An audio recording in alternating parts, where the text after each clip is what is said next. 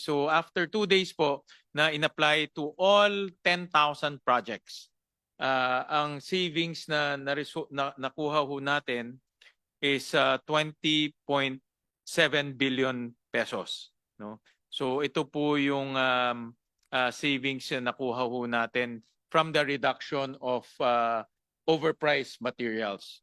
So again, ulitin ko, base po doon sa submission ng DPWH, sa bagong submission ho nila, na dito po sa bagong adjustment factor, pinasok na nila yung logistics, pinasok na ho nila yung